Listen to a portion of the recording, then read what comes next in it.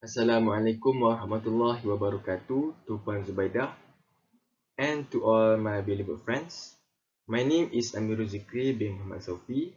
My matric number is 01D8020F1005 and my partners is Brian Yap Jetrong 01D8020F1009 and Badru Amin bin Nur Azizam 01D8020F1011. We are from Group 1.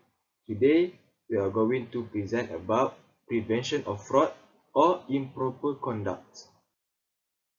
Before we go further about prevention of fraud or improper conduct, we need to know the exceptions for the veil of corporate. So, the first one, company is a separate legal entity which has been provided with a company veil compared to the individuals that manage the company.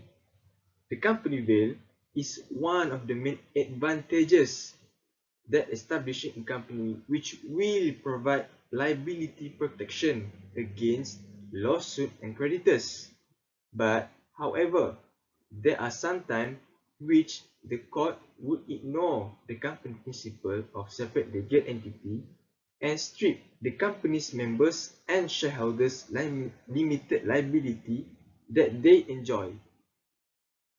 Okay, now before we talk more about prevention of fraud or improper conduct, we need to know the corporate veil can be lifted either these two.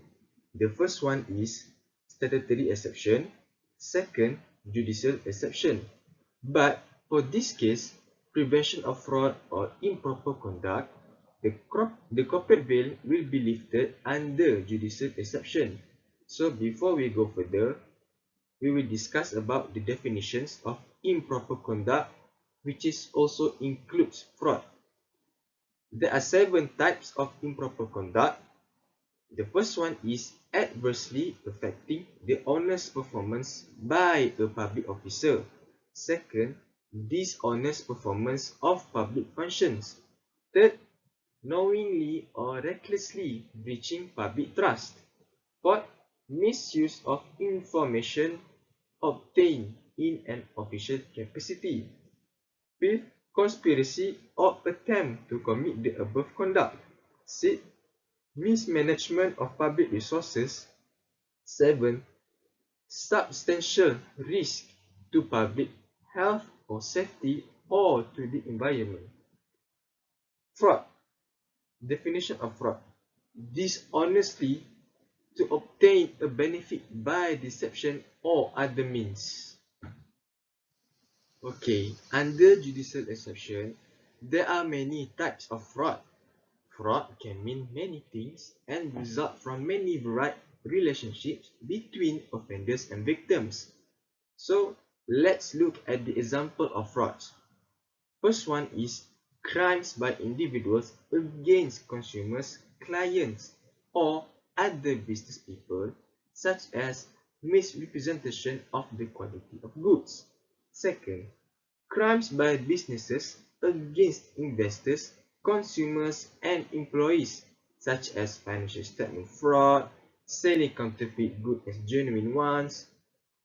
Third, e-crime by people using computers and technology to commit crimes, such as phishing, spamming, copyright crimes, hacking, social engineering frauds. Lastly, crimes by individuals or businesses against government, example, grant fraud or social security benefit that claims frauds. Okay, before this, we have talked about the types of frauds. Now, we are going to talk about who actually commits the fraud. Fraudsters usually fall into one of 3 these categories. The first one is pre-planned fraudsters who start out from the beginning that intend to commit fraud. These can be short-term players like many who use stolen credit cards or false social security numbers like bankruptcy fraudsters and those who execute complex money from the laundering schemes. Second, intermediate fraudsters who start off honest but eventually turn to fraud when times get hard or when life events such as irritation at being passed over for promotion or the need to pay for care for a family member that will change their normal mood. Lastly, the slippery slope fraudsters who actually simply carry on trading even when objectively they are not in a position to pay their debts. This can apply to ordinary traders or to major business people. Okay, now I will pass the presentation to my partners, which is Brian and Badrul. Now I'll be explaining about the case Lim Kabi versus Dew Fortis Properties and Dian Berhad. The fact Lim Kabi was a wealthy landowner who incorporated a company, Dew Fortis, to buy the relevant land and so to avoid payment of estate duty in respect of the land in the events of his death, the consideration for which was basically share in the company. Directors and shareholders of the company were his wife and children. When Due Fortis required putting in force the contract for the purchase of the land against Lim Kabi, he claimed inter alia that the consideration for the transfer was illegal. Held, the court lifted the corporate veil of Due Fortis in order to recognize that the controller of the company were the wife and children of Lim Kabi, who would otherwise have to pay estate duties on the land in the event of his death, and held that the agreement for sales and purchase of the land and related documents were unenforceable. Now I'll be explaining the issues in this case. It is lifting the corporate veil shame. The Supreme Court of Malaysia noted that courts have always set their face against illegality in any contract and were prepared to lift the corporate veil of companies for the purpose of discovering any illegal or improper purpose.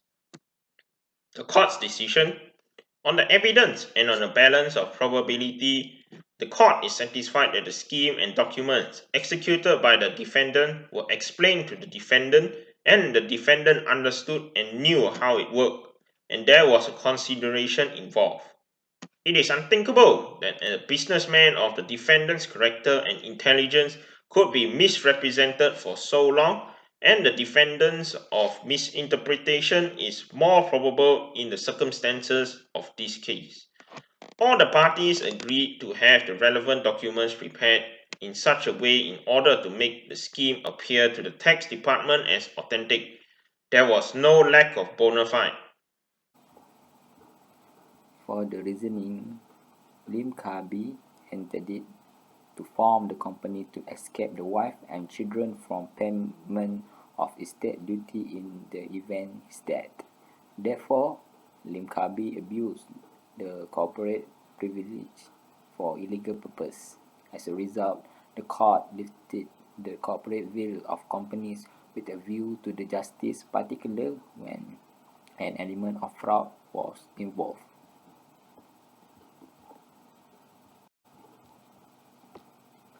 Lim asked himself, I want to buy the relevant assets to avoid payment of estate duty in respect of the land in the event of my death.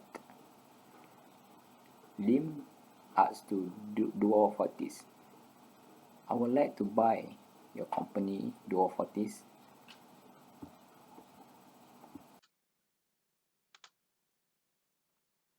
Due Fortis then tells Lim, I will think about it. I think that I won't sell the company to you. In the end, Lim Kabi bought the company when Due Fortis required putting in force the contract for the purchase of the land against Lim Kabi. Lim Kabi claimed inter alia that the consideration for the transfer was illegal.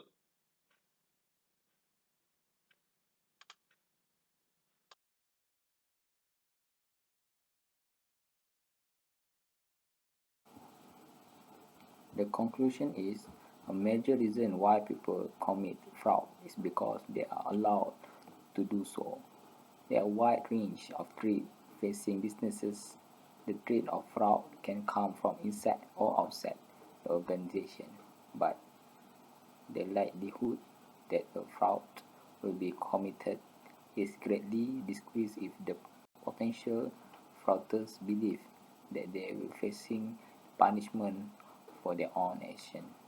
I think that's the end of our presentation. Thank you.